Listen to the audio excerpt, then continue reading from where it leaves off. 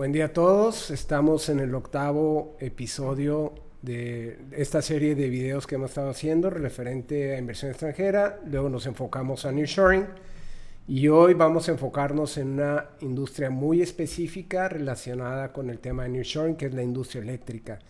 Y para ello hemos traído a Rolando Fuentes, es un investigador del EGADE Business School y es especialista en la industria eléctrica. Rolando, muy buen día. Gracias, Jair. Jorge Velarde, socio de Bravo Abogados y también es profesor del EGADE Business School y está también aquí con nosotros para platicar de este tema, ya enfocándonos muy específicamente inversión, nearshoring, industria eléctrica. No, muchísimas gracias, Yair, aquí para volver a retomar estos temas y lo que hemos estado revisando en los capítulos anteriores, que hay grandes retos dentro del nearshoring y uno es pues la industria eléctrica y bueno, pues aquí Rolando, que es experto en estos temas, bueno, pues nos gustaría escuchar ahí tu opinión al respecto, pero platícanos un poco de tu trayectoria y por qué estás metido y conoces tanto a la industria eléctrica. Bueno, yo nací con la industria eléctrica. Mi papá fue ingeniero en Comisión Federal de Electricidad. Yo soy economista y pues poco a poco te van jalando, ¿no? La familia, la vocación. Entonces me acuerdo que mi papá quería que yo fuera ingeniero mecánico electricista. Yo me rebelé y dije, no, yo quiero ser economista, y terminé siendo un economista de electricidad, ¿no? Paradójicamente. Pero bueno, yo soy profesor investigador en EGADE Business School desde enero del 2020. Y anterior a eso fui economista senior en el King Abdullah Petroleum Studies and Research Center. Este es un think tank basado en Riyadh, Arabia Saudita. Ahí estuve 5 años. Y anterior a eso tengo ya una carrera bastante larga en este sector, más de 20 años. He estado en la Secretaría de Energía algún tiempo. Estuve en el Oxford Institute for Energy Studies en Reino Unido. Y en estas dos mantengo la afiliación. ¿Sí? Mantengo una afiliación de visitante o de asociado, tanto en el Oxford Institute for Energy Studies como en CAPSARC, es el lugar en Arabia Saudita, y obviamente pues aquí en EGADE. Soy profesor investigador y la investigación que hago es muy relacionada a modelos de negocio en el sector eléctrico, ¿no? De innovación, que ese es mi tema actual. Oye, Rolando, y platícanos un poco, a ver, de estar en México y ver la industria eléctrica en una época de la economía mexicana, vaya, con otra estructura económica, valga la redundancia, te vas a esta zona que al final de cuentas pues es donde se genera todo el boom, primer mundo en la industria, por decirlo de alguna manera. Y luego ahora regresas nuevamente a México y regresas, bueno, ya tienes algunos años por lo que escucho aquí en el país, pero regresas ahorita visualizando el tema del nearshoring, sí. Que bueno, se habla mucho que bueno, sí está llegando nueva inversión, sí está llegando al norte del país, pero también se habla de grandes retos, se hablan de los retos de lo que hemos platicado en capítulos anteriores, si recuerdas, Jair, el tema de lo que viene siendo la infraestructura, pues ahora sí que carretera, todo el tema de la infraestructura en la parte de parques industriales, pero se habla también mucho de la industria eléctrica. Sobre todo ahorita que tuvimos una ola de calor y puso a prueba el sistema eléctrico nacional, en donde le pidieron informalmente a las empresas que tuvieran sus recortes. Entonces estuvo a prueba lo que tiene que ver con infraestructura eléctrica. No nada más en una época en donde hubo una demanda excesiva de electricidad por la ola de calor, sino que estamos teniendo, digamos que requerimientos extraordinarios en la carga por todo el boom que se viene de inversión a México. Y un ingrediente adicional, México tiene que estar creciendo a ciertos porcentajes que ya lo platicaremos después y que ya lo hemos platicado en el pasado, y que sería bueno saber qué está pasando con ese crecimiento en materia de infraestructura eléctrica, ¿no? Pero bueno, ya... Pero era justo donde iba y era lo que le quería preguntar. ¿Cómo visualiza México? Vaya, ahorita con la ola de calor, pues como que dimos una muestra de dónde estamos en relación a la energía eléctrica. ¿Qué nos puedes decir de eso? Mira, antes de brincar a ese tema, quisiera más o menos poner en contexto de qué trata la industria eléctrica. Ok, ¿Sí? La industria eléctrica, digamos, no tiene algunas características un poco diferentes que otras industrias. ¿Sí? Digamos, no es una fábrica de zapatos. ¿Sí? Parece verdad de perogrullo que diga que la industria eléctrica tiene que cumplir con las reglas de la física. ¿Sí? Todo tiene que cumplir las reglas de la física. Pero ¿a qué me refiero? Por las características de la electricidad, en términos económicos, la oferta y la demanda tienen que ser iguales todo el tiempo. En este momento tiene que ser igual. En este otro momento tiene que ser igual. Cada segundo. Entonces, ¿qué significa esto? En otros sectores, eso se soluciona a través de filas. ¿Sí? Si tú vas a la peluquería y alguien está ocupando un asiento, tú te esperas. ¿Sí? Cuando pasa esto, cuando hay filas en el sector eléctrico, a todos se nos va la luz. ¿Sí? Cuando hay más demanda que oferta. ¿Sí? Entonces, en el sector eléctrico, lo que requiere es mucha planeación a mediano y a largo plazo. Entonces, lo que está pasando ahorita en el 2023 es producto de decisiones que se tomaron hace 4 o 5 años. Porque las plantas, la infraestructura eléctrica no se construye de la noche a la mañana. ¿Sí? Una planta eléctrica de gas, digamos hidroeléctrica, otras, no se tardan 2, 3, 4 años en construirse, en que entra, como yo digo, el primer megawatt hora. ¿Sí? Tarda mucho tiempo. Ya no digamos también transmisión. La industria eléctrica tiene varias cadenas de valor, generación, transmisión, distribución, etc. ¿no? Todo eso toma tiempo. Entonces, lo que ahorita vivimos es decisión del pasado. Y ahorita voy un poco a eso. Otra de las características del sector eléctrico es que se necesita más capacidad de la que normalmente hay demanda. ¿Sí? O sea, en otras palabras, se necesita un colchón. Esa planeación tiene que planear para ese colchón y la oferta es bastante rígida. ¿Sí? Como estaba mencionando, digamos, zapato, oye, hay más demanda de zapatos, yo produzco más zapatos. ¿Sí? En electricidad no sucede así. La demanda, sin embargo, es bastante flexible. ¿Y a qué me refiero con esto? La demanda no responde a los precios, al menos en el corto plazo. La demanda varía de acuerdo a nuestro comportamiento. Por ejemplo, nosotros nos despertamos, prendemos la luz, nos metemos a bañar, prendemos la cafetera, etcétera, etcétera. Aumenta la demanda de electricidad en nuestra casa. Nos vamos a trabajar. Disminuye en nuestra casa la demanda de electricidad, aumenta en las oficinas, en la industria, etcétera, ¿no? A las 6 de la tarde regresamos a nuestra casa, volvemos a prender luces, bla, bla, bla, vuelve a subir. Nos vamos a dormir, 10, 11 de la noche, y vuelve a bajar hasta que se repite el ciclo.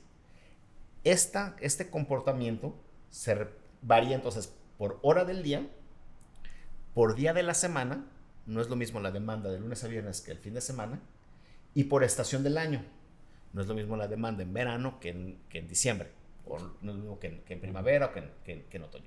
Entonces, y nosotros no estamos viendo el precio de la electricidad para tomar una decisión sobre consumir o no electricidad. Sí, nosotros consumimos porque lo necesitamos. Si tú vas al súper y tú ves que las manzanas están más baratas, compras más. Están muy baratas, compras muchas. Sube el precio, no compras o dejas de comprar. En el caso de electricidad, al menos en el corto plazo, no funciona así. Funciona en el largo plazo, ¿no? Cuando tú ves tu recibo que aumentó de 1,000 a 2,000 pesos, híjole, pues ya apágale la luz, apaga el clima, súbele unos 2-3 grados al clima para que no gaste tanta electricidad, etcétera, ¿no? Entonces, nos enfrentamos en todo el mundo a ese problema. Una oferta rígida y una demanda bastante volátil. ¿Sí? Oye, Rolando, a ver, y de esto último que estás diciendo, digo, pues, la ley de la oferta y la demanda, ¿no? Pero funciona diferente, sí, dependiendo de la industria, lo que estoy entendiendo. Sí. Pero a ver, hablando de inversión, pues las empresas, ahorita con todo este tema de la relocalización, pues, están buscando reducir costos, es uno de los objetivos. Pues es evidente que si aquí es más caro, dejan de comprar, es decir, dejan de venir, buscan otra zona donde esté más barato. Ahí sí funciona el tema de que yo tomo decisiones de más o menos uso de energía. Aunque el nearshoring, de alguna manera, tan siquiera el fenómeno que está sucediendo ahorita, se ha dicho mucho que no depende de ciertos costos, sino de disponibilidades. Es decir, el costo de la luz o el costo de la mano de obra pues puede ser en México un poco más caro que en otras regiones, pero no lo están determinando en base a la cercanía, a base a factores comunes y a base de infraestructura para poder entregar en tiempo, etcétera, etcétera. Una eficiencia de las cadenas de suministro, ¿no? Sí. Yo estoy entre los dos, ¿no? Okay. Creo que digamos, en los 90s había un fenómeno de dispersión, de globalización. Un centavo que estuviera más barato en China que en México, se iban las plantas a China. Es correcto. ¿No? Ahora, con el fenómeno del nearshoring, eso no es la última variable, porque sea un centavo más barato no te va a ser necesariamente a China, porque la pandemia nos hizo ver que las cadenas de suministro son bastante frágiles por problemas geopolíticos también entre Estados Unidos y China. Dijeron, oye, pues es más seguro, yo prefiero gastar un poquito más a cambio de esa seguridad de tenerlo más cerca. ¿Sí? ¿Cuánto? Todavía no sabemos, ¿no? Esa tasa de descuento de cuánto equivaldría, qué tanto más caro en México hace equivalente o sería indiferente un inversionista para ponerlo en China, eso todavía no lo sabemos, es un buen paper empírico de investigación, ¿no? Entonces, eso, creo que lo compensa, ¿no? Lo que quiero entender es que sí, están dispuestos a pagar un poco más, pero sí, porque tienen otros beneficios que contraponen. Sí. Y lo que decía Yarir es cierto, o sea, no es un factor fundamental si es un poco más caro o más barato. Sin embargo, la electricidad más cara es la que no se tiene. Si no hay luz, es lo más caro. Sí. Por eso sí hay disponibilidad. Sí. Si no tienes la disponibilidad de luz, como no estamos teniendo ahorita disponibilidad de parques industriales, pues una decisión de una planta industrial que la requiere porque la requiere, sí, la decisión va a ser, yo no puedo tener cortes o sí, me voy a ir a otra región donde sí haya una oferta de una estable de todos los insumos que requiero para mi operación, ¿no? Claro. ¿Y qué del tema de la energía limpia? Vaya, el camino hacia allá. ¿Qué tanto las empresas le meten esa variable como factor de toma de decisiones de si me relocalizo ahí o no me relocalizo ahí? O sea, puede ser un factor, yo creo que de inicio no es el factor último, pero va a ser un factor incrementalmente más importante, ¿sí? Digamos, en un principio o sea, para establecerse, pues va a ser que haya suficiente capacidad para proveer energía a las empresas para su producción, ¿no? Pero ¿qué pasaría, por ejemplo, con el ESG, en donde una empresa multinacional que tiene algunos compromisos de reducción de emisiones, pues no solamente es la planta o los headquarters que están en Suiza, ¿no? O que están en Inglaterra, se contabilizan todas las emisiones de todas sus plantas que están en el mundo. Entonces, si hay en México plantas que, pues porque es lo que hay, están consumiendo electricidad más contaminante, pues eso sería un poco, sí, entonces eso sería sí, en detrimento, ¿no? Eso sí sería un factor importante. Y el problema y la importancia de ESG es que pasa de ser un problema del gerente de responsabilidad social corporativa a ser un problema del CEO de las empresas, ¿no? Porque tiene que ver, y del CFO, ¿no? Porque es en base te pagan los préstamos, ¿no? O en los instrumentos financieros que tú puedes acceder, esto, ¿no? Entonces esa es la importancia. Es el más costoso, ¿no? Es más costoso. Oye, pero México, por ejemplo, aquí Yair y un servidor en otros capítulos hemos hablado del tema de, evidentemente de costos, pero también de la parte que está haciendo el gobierno. Este tema del nearshoring es un tema, yo le hablo de la triple hélice, vaya, está el gobierno por una parte, está la iniciativa privada y están las universidades, que bueno, ahí de alguna manera jugamos un papel también nosotros dos, pero ¿qué está haciendo en particular el gobierno, vaya, para poder ir a ofrecer o poner sobre la mesa el tema de energías limpias? Bueno, mira, como lo mencionaba al principio, la situación en la que estamos viviendo, que tú mencionabas, que hace 2 semanas la CENACE emitió una alerta de una situación crítica, también le quiero poner eso un poco en contexto. Estos son decisiones que se tomaron hace 4 o 5 años, ¿no? Entonces, les voy a contar una historia en 4 pasos de cómo yo la veo con esta historia, ¿no? Y esta historia no es, como dicen en inglés, rocket science, ni física nuclear.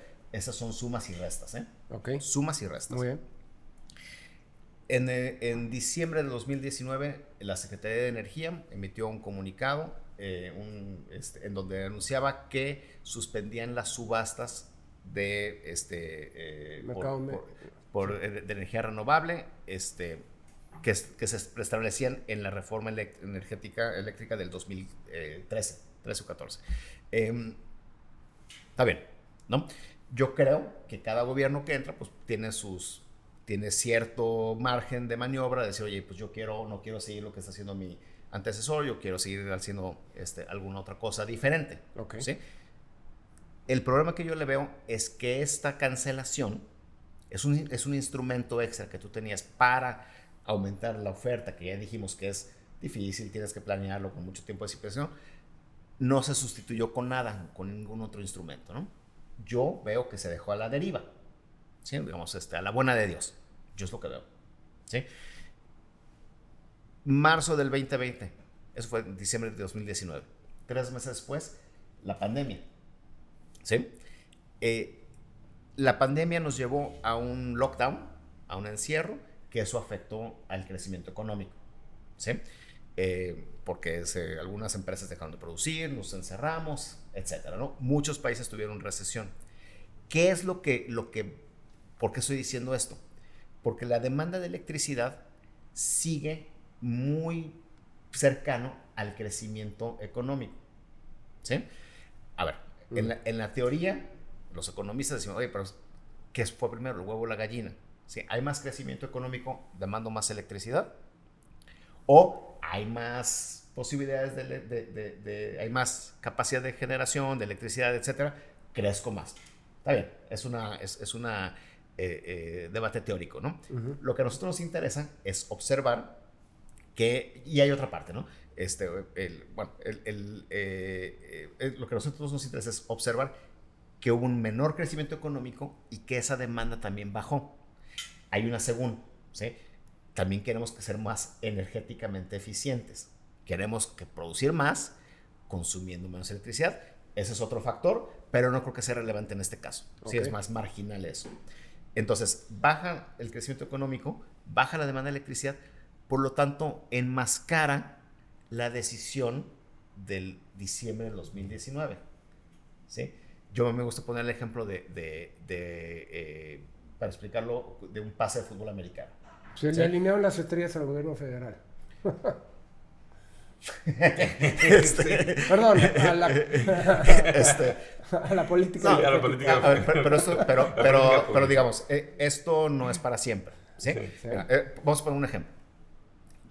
Imagínate que un pase de fútbol americano, para que sea completo, tiene que coincidir en tiempo y espacio, ¿no? Sí, claro. Entonces, el corredor corre primero, ¿no?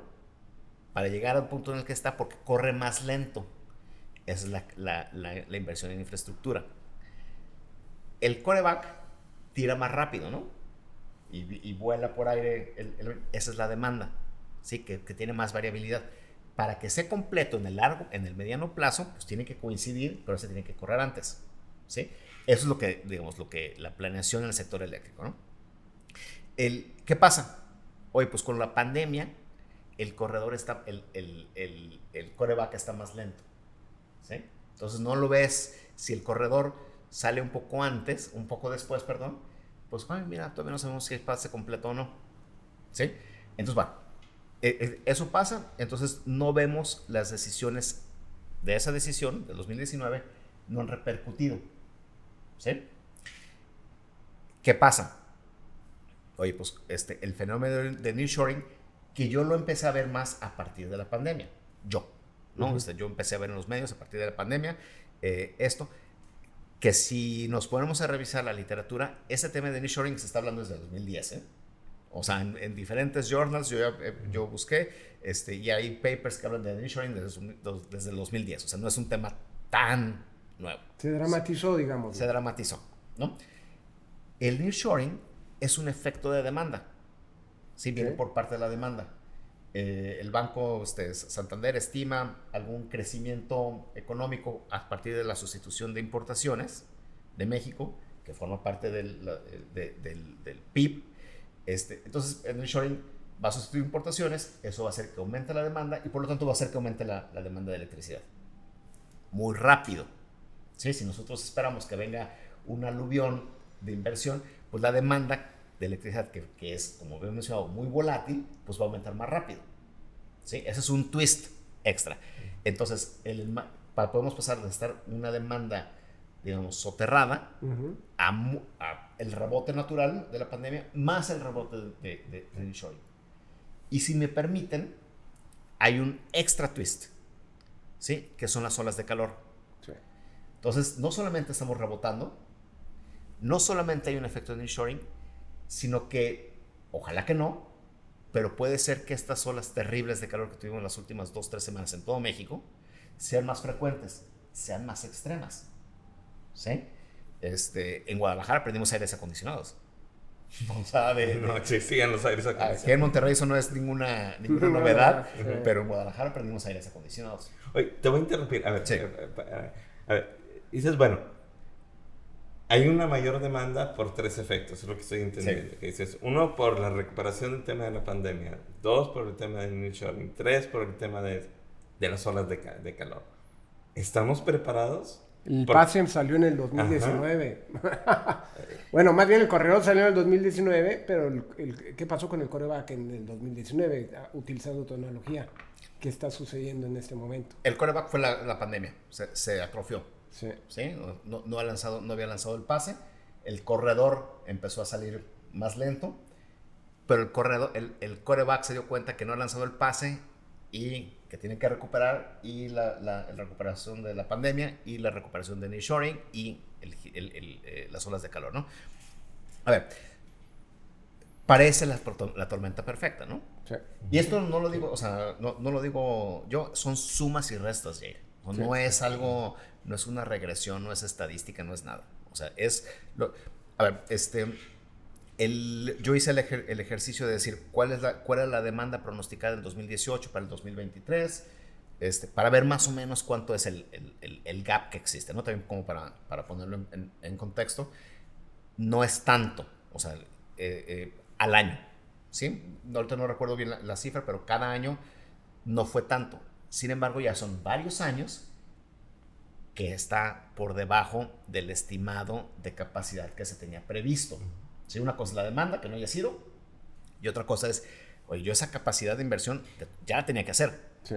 Porque no lo puedo hacer un fine tuning año con año de lo que estoy haciendo, ¿no? Entonces parece la tormenta perfecta. Esto que les platico también, y por ejemplo, también para ser justos, la alerta crítica de la CENACE de que el colchón solamente estaba el 6%, tiene, digamos, suena muy dramático, hay que poner en contexto, ¿no? Esto probablemente ocurrió algunos minutos. ¿Por qué? Porque la demanda es volátil, ¿sí? Empiezas a pagar aires acondicionados y esa demanda puede bajar muy rápido, ¿no? No es en todos los lados, ¿sí? Hay diferentes regiones geográficas de la red de transmisión de CFE, o sea, digamos, no se puede, no es un pool. El mercado eléctrico en México no es un pool, está, digamos, acá en el noreste, en el occidente, en el centro, en el Bajío, etcétera, ¿no? Esta tormenta perfecta, que parece ser, también tenemos más instrumentos ahora. Digamos que es del sector eléctrico como lo entendemos tradicionalmente. ¿Sí? Oye, pues son proyectos grandes, son proyectos de infraestructura, tardados, etc. Le comentaba a Jorge offline de que el sector eléctrico pasó de ser un sector en donde casi no pasaba nada, ¿sí? Si tú te puedes pensar en Edison Electric y esas, pues casi no pasaba nada, ¿no? Durante 60 años.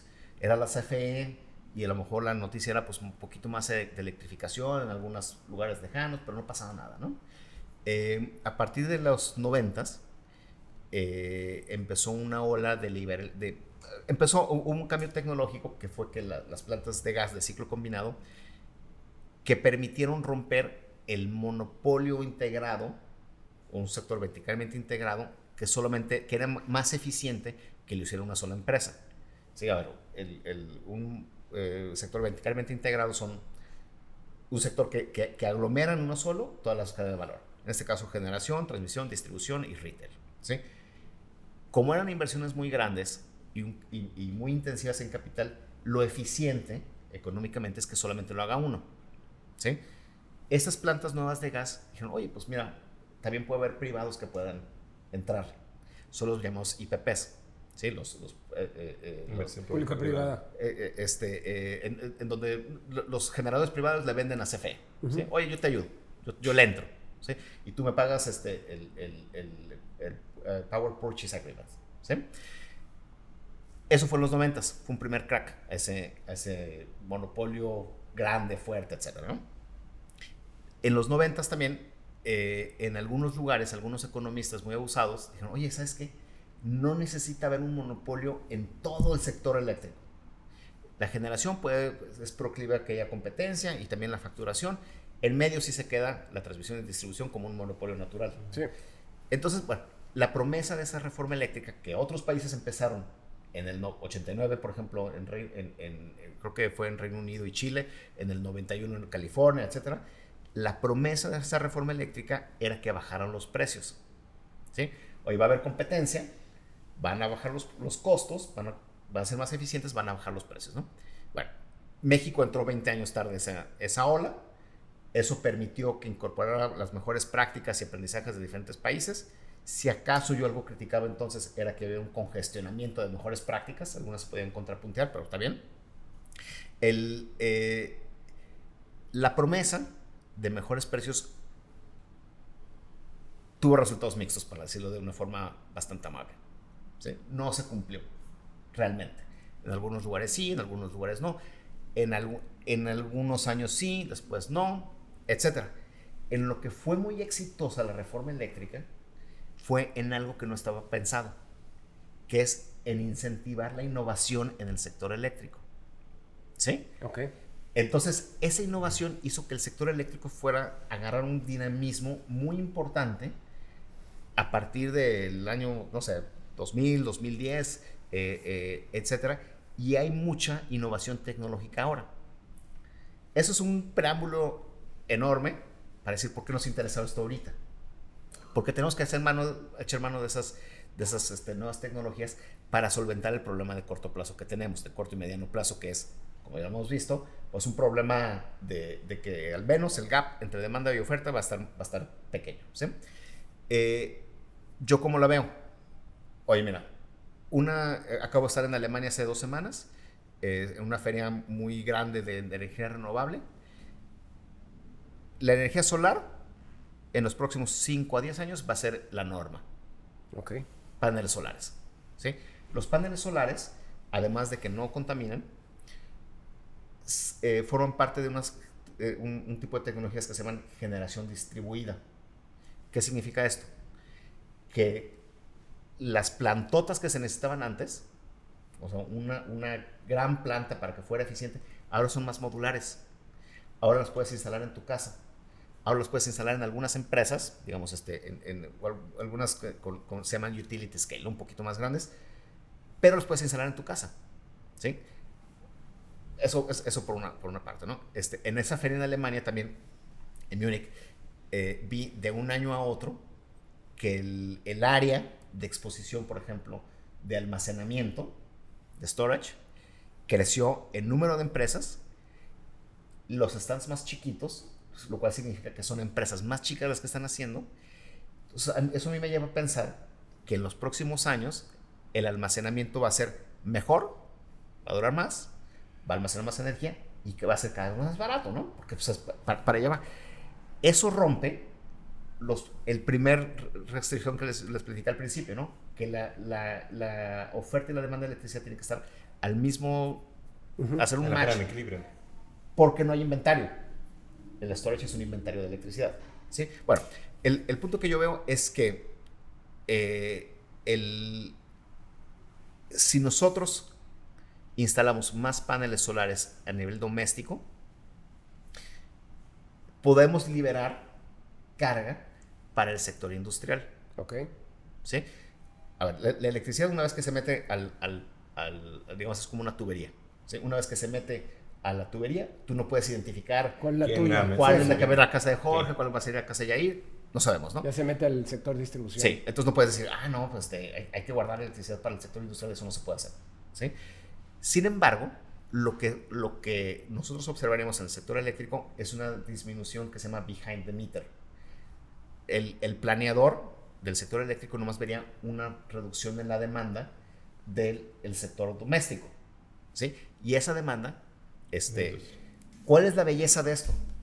La belleza de esto es que transformas proyectos largos, complejos, difíciles de infraestructura en un problema de manufactura de paneles y en un problema de logística, la instalación. ¿Cómo se redondea esto con nearshoring? Pues que China es el principal productor de paneles solares en el mundo. ¿Sí? Entonces, si conectamos, o sea, los puntos están ahí para quien quiera conectarlos, ¿no? La pregunta que te iba a hacer era justo esa. O sea, ¿estamos preparados en México para poder detonar esa parte? Sí se ve ya algunos paneles solares, pero masivamente sí. Yo no lo... será un tema de financiamiento, ¿no? Ajá. Porque vas a tener la tecnología disponible para un sector reducido de la población para el consumo doméstico, y mi pregunta sería, bueno, ahí hay un área de oportunidad, pero muy grande, sobre todo con lo que nos estás platicando, sí. Pero supondría que esa área de oportunidad también va a ser en el sector industrial, ¿no? Puede ser el sector industrial, digamos, requiere mucha más capacidad, ¿no? No es suficiente, digamos, ese tipo de tecnología no está enfocado. Pues puede ser a un nivel de utility scale, pero digamos, yo como lo veo es a nivel de casas. Ok. Y otra vez, si es un problema de financiamiento, sí. Hay soluciones financieros, Jorge. Sí. Tú puedes, o sea, es cuestión de ponerse creativos en qué instrumentos financieros. Y ya hay SOFOMES y hay todo tipo de instituciones financieras enfocadas al sector eléctrico. Y otra vez, la electricidad más cara es la que no se tiene. Sí. Oye, pero a ver, si todo el tema del esquema financiero y todo eso, se pueden generar los esquemas con el sector y demás. Pero a ver, esa es pregunta y duda. Vaya, ¿el gobierno está dispuesto a que los particulares instalen de manera ya masiva, o no sé si es la palabra correcta, este tipo de paneles? Porque por ahí he escuchado que no necesariamente es tan sencillo tener un panel porque está la conexión y todo lo que decías tú. Yo te la voy a complicar. Yo he oído lo mismo. En la cuestión residencial he oído que ya es más difícil poner tus paneles y conectarte y poner tu medidor para que puedas estar autogenerando y se te compense con el recibo a la luz. Pero el otro tema, y me voy a un tema más complicado, es el mercado eléctrico mayorista, en donde no se están dando los permisos, en donde ese mercado, que es el importante, está detenido, y atrás de eso está la generación, y la generación estuvimos viendo algunos roces que terminaron en compras de algunas plantas viejas. Sí. Entonces, le doy esas connotaciones o calificativos, porque pareciera ser que necesitamos inversión en la industria eléctrica, que necesitamos renovación en las plantas, pero que tenemos una inversión fuertemente, bueno, más bien, debiera haber una inversión del Estado, que ahorita estamos en temporada de elecciones, que eso va a disminuir un poco y todo el mundo lo sabemos, y es normal en cualquier parte del mundo, pero la inversión extranjera, que es la que le invierte a ese sector, pues está ahorita así como que viéndolo desde la barrera, ¿no? Por lo que sucedió con Iberdrola, por ejemplo. Entonces, ¿cómo ves todos esos componentes, sumándole el componente electoral? Lo que me llevaría a pensar que los temas de inversión del sector público en la industria de la energía eléctrica no son 2023 y 2024. No lo sé. Mira, yo por lo que he platicado con industriales, la parte industrial, difícil, ¿sí? Siempre. Es más, el consumo es mucho más grande, ¿no? En la parte doméstica, yo no he escuchado tanto problema. Hay dos cosas ahí, ¿no?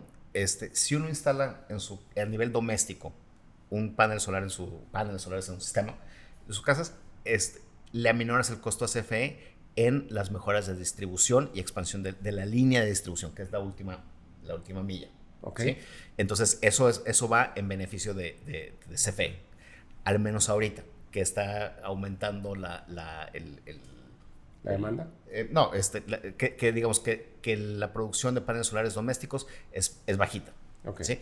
Probablemente en un futuro, pero después pasando un threshold, podría tener algunos problemas, pero creo que eso es lo que no le veo tanto problema. En un extremo, ¿sí? La tendencia mundial es a desconectarse del grid.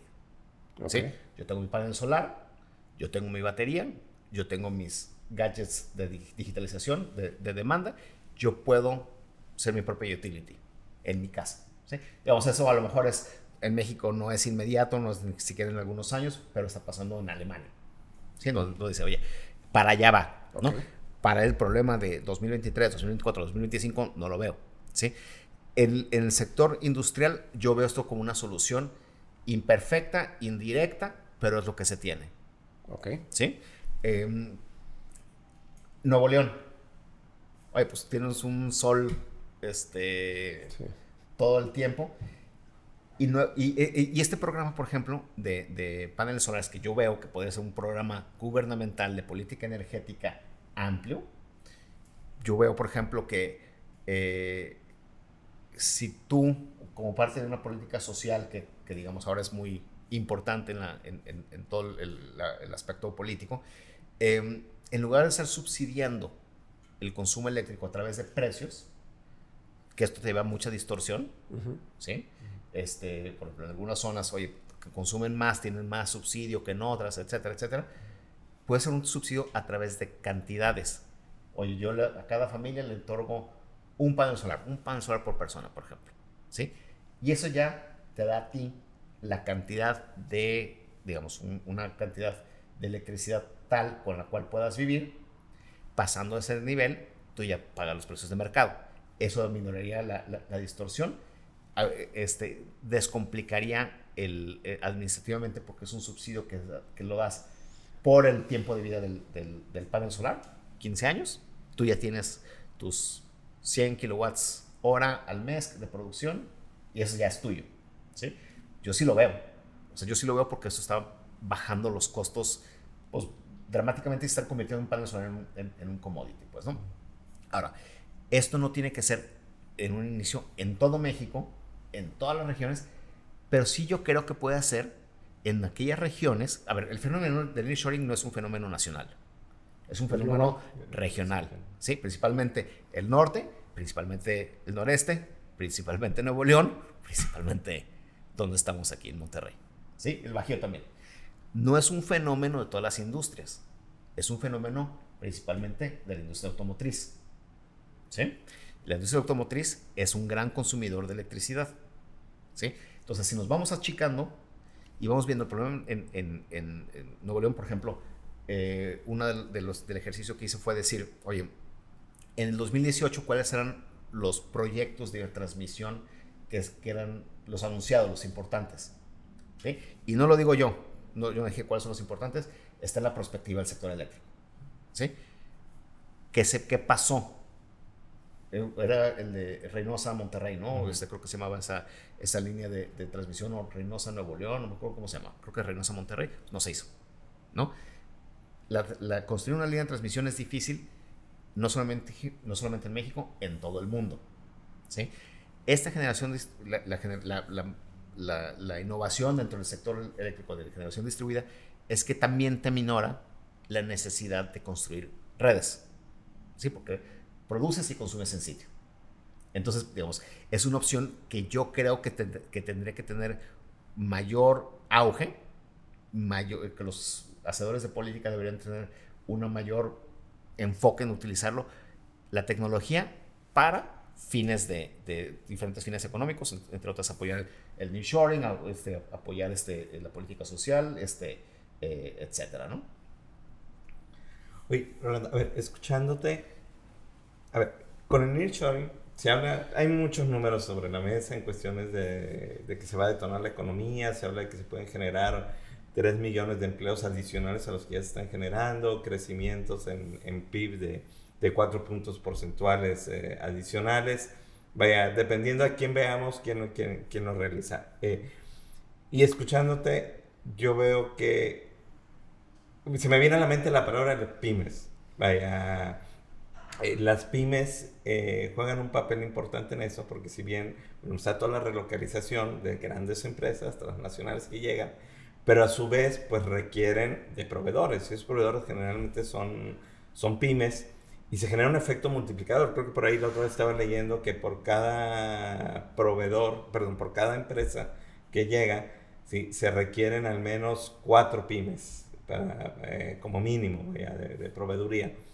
Aquí en el tema del sector eléctrico, pues es la sumatoria de un efecto multiplicador adicional. ¿Qué papel juegan en la parte de, ahorita mencionabas, bueno, China, principal proveedor de paneles? Bueno, ¿por qué no generamos aquí en los paneles? Tenemos pymes muy interesantes. Claro. Y todo el tema de la... Por la instalación. Exactamente, instalación. O sea, ¿cómo ves todo ese tema? Fíjate, hay estudios sobre el impacto que tiene en el empleo el deployment ¿cómo se dice en español? El establecer, el instalar energía renovable, ¿no? Y los estudios señalan pues, que digamos que el nivel de empleo es bastante alto porque es muy manual, ¿no? O sea, la mano de obra de instalar, pues necesitas gente, no se instalan por medio de una computadora o por medio de ChatGPT, ¿no? Entonces puede ser una opción, fabricarlos aquí, atraer inversión extranjera de manufactura de paneles solares que venga y que pues cree ese empleo, y pues se necesitan comercializadoras, y se necesitan instaladores, y se necesitan cables, y se necesita todo eso, ¿no? Oye, y se habla, por ejemplo, por ahí hay estadísticas que, bueno, los países que se enfocan más a la parte de traer tecnología o generar la tecnología en el mismo país, son los que tienen PIB per cápita más alto. Oye, el ejemplo, yo siempre pongo el tema de Corea.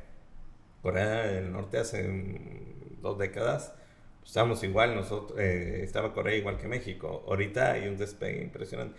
Y fue mucho la parte de la generación de innovación, sí, e inversión. Vaya, ¿qué hay en muy interesante la pregunta.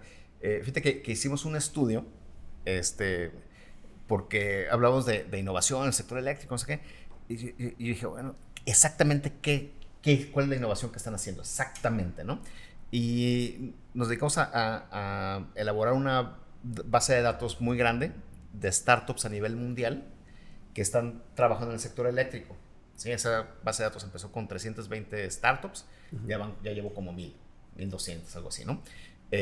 Y las categoricé por decir, oye, ¿cuál es la megatendencia en la que están trabajando? Identifiqué 4, ¿no? Decarbonización es una, digitalización es otra, electrificación, distributed es otra, lo que estoy mencionando, y la otra muy importante es electrificación. ¿Qué es esto? Electrificación es el uso de electricidad para sectores que normalmente utilizan otro combustible como gasolina, por ejemplo. En otras palabras, vehículos eléctricos, ¿sí? Eso es algo que deberíamos estar también pensando, ¿eh? O sea, porque eso es un efecto de demanda. La demanda adicional, la demanda que haya por transporte eléctrica es adicional a la que ya teníamos. Entonces, a lo mejor puede ser un tercer twist, ¿no? Y yo creo que como país deberíamos estar hablando esto, ¿sí? Oye, ¿cuáles son los cambios tecnológicos? ¿Cuál es la innovación? ¿Cómo podemos repensar completamente el sector eléctrico? La CFE, por ejemplo, tiene un rol muy importante en esta transición, ¿sí? Que no es el rol que está jugando ahorita. La CFE juega bajo un rol, creo que sumamente importante, porque es el backup, es como el hacedor, el que da juego a través de la red, ¿sí? Entonces yo creo que la discusión pública tendría que ir en ese sentido, ¿no? Cómo utilizamos más la innovación, las nuevas tecnologías para nuestros propios fines, y cómo vemos hacia adelante, ¿no? El cambio climático pues es una realidad, ¿no? Lo estamos viendo, ya lo estamos sufriendo. Irreversible. Irreversible casi. Entonces el elefante en la sala, que tenemos que estar hablando de eso y no discusiones de 1990, francamente, ¿no? O sea, combustibles fósiles. Pues sí. Pero bueno, para allá vamos, ¿no? Porque traemos una refinería en construcción, adquirimos Deer Park y parece ser que el tema es ver cómo pueden trabajar a la par, ¿no? Porque de que hay una inversión impresionante en refinerías, oil and gas, tenemos ahí pendiente el tema del almacenamiento, pero bueno, así que tenemos el tema de refinación, ver cómo se va a alinear el tema de la industria eléctrica, ¿no? Claro. Definitivamente. ¿Y tú cómo lo ves, por ejemplo, en cuestiones de crecimiento de la industria en México? ¿Cómo lo has visto en los últimos 4 años, por decirlo? A futuro es indeterminado, ¿verdad? Pero ¿cuál ha sido la tendencia, por ejemplo, en los últimos 4 años? Pues latente. Es decir, no se ha dado. No se ha dado, o lo que se ha dado no es al ritmo que debería, ¿no? Ok, entonces tenemos una asignatura ahí pendiente. Sí. Sí, hay muchos proyectos parados, ¿no? Ok. ¿Y cómo ves la siguiente administración, independientemente de quién quede al frente del poder? Pues yo soy un optimista, porque yo espero que mejor, ¿no? El futuro siempre va a ser mejor. Como economista, ¿no? Contestas. No. Sí, porque independientemente del crecimiento de la industria del oil and gas, la de energía eléctrica no se puede quedar atrás, y ya lo vimos. No, claro que no. Sobre todo por el sector industrial. Entonces son cuestiones que no necesariamente compiten la una con la otra. Sí. Y las dos son bien importantes si es que queremos tener el crecimiento en los próximos 4 años, como nos hemos estado platicando, o los 6 años, para aprovechar estos temas de nearshoring, porque al final del día, ok, Monterrey o Nuevo León se está quedando con gran parte de la inversión, pero lo que no se comenta, lo que hemos dicho muchas veces, que tenemos a Vietnam, que tenemos a la India, que tenemos a muchos países, Japón, que están acaparando gran parte de esa inversión que está relocalizándose, porque no están en una cola de espera. Fíjate que otra cuestión importante es la confluencia entre el sector eléctrico con digitalización. Uh-huh. Los negocios nuevos en electricidad van a tener menos que ver con la producción del kilowatt hora, okay, que con el manejo, ¿sí? El entendimiento, el comportamiento que mencioné antes, ¿no? Y en digitalización, pues aquí en Nuevo León tienen muchas empresas, muchos jóvenes muy buenos, muy capacitados en ese tema. Guadalajara también, por mencionar esas dos, ¿no? Uh-huh. Entonces yo creo que puede haber un sector muy boyante, uh-huh, tomando en cuenta el sector, esa confluencia entre los dos, ¿no? Sector eléctrico y digitalización. Plataformas digitales. Los nuevos modelos de negocios en electricidad tienen que ver con plataformas digitales, con el sharing, por ejemplo, de esta infraestructura que casi no se usa. Pues ¿cómo le sacamos más jugo, no? Pues como un Airbnb. ¿Sí? Okay. O sea, un Airbnb surgió porque se dieron cuenta de que había en las casas de los papás cuyos hijos ya se habían ido a la universidad un cuarto disponible, ¿no? Cuarto que no se necesitaba. Entonces, ¿cómo le sacas jugo a eso, no? Entonces, hay una revolución y tenemos que estar atentos a esa para, pues, o sea, no es una estrella, no es un unicornio, no es un nice to have, ¿no? O sea, es algo que tenemos que incorporar en las decisiones de política y de negocio también, ¿sí? Otra cosa importante, así como Airbnb y como Uber, la tecnología no pide permiso, ¿sí? O sea, ¿se acuerdan hace 2016, 15, 16 de que Uber, oye, la regulación de los taxis? Pues la tecnología Airbnb. Sí, es correcto. No pide permiso. Entonces, que sigamos preguntando, viendo, oye, ¿el gobierno qué va a hacer? Oye, pues, ¿sabes qué? El gobierno se puede volver, no quiero decir obsoleto porque tiene su papel, pero la tecnología no le va a pedir permiso a la administración en curso. ¿Sí? No tiene ideología. Oye, estas son inversiones que requieren hacer las empresas, particularmente las pymes ahorita que mencionaba.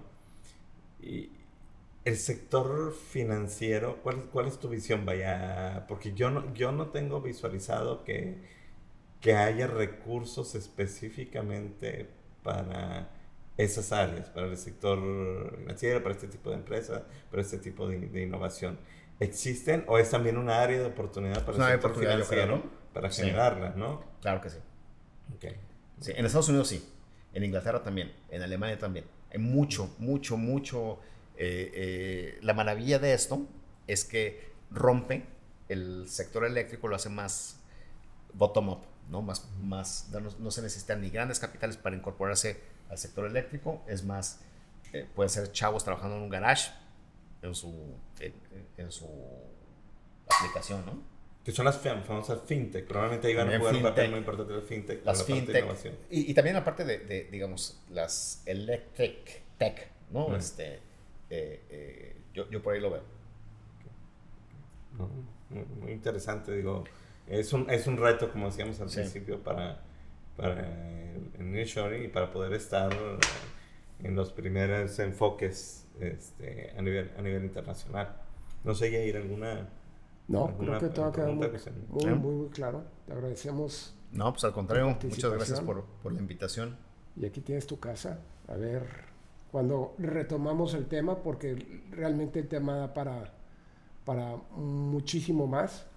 Pero creo que este primer approach sirve mucho para aclarar cuál es la perspectiva de la industria eléctrica en el nearshoring y cuáles son las tendencias actuales y ver el reto que tiene México, tanto en el sector privado como en el sector público, en la industria de la energía eléctrica. Sí.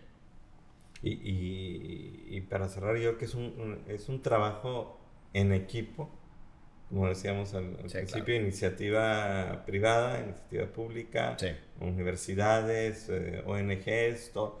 Vaya, porque al final de cuentas, y ya está muy mencionado, pero yo lo creo y por eso lo digo, vaya, este es un momento ahora sí de México que si lo dejamos pasar, va a ser muy difícil que se nos vuelva a presentar. Entonces, vaya, creo que hay que ponernos a trabajar todos y ser proactivos en todos estos temas. Sí. Bueno, pues muchas gracias. Muchas gracias. Gracias, Rolando.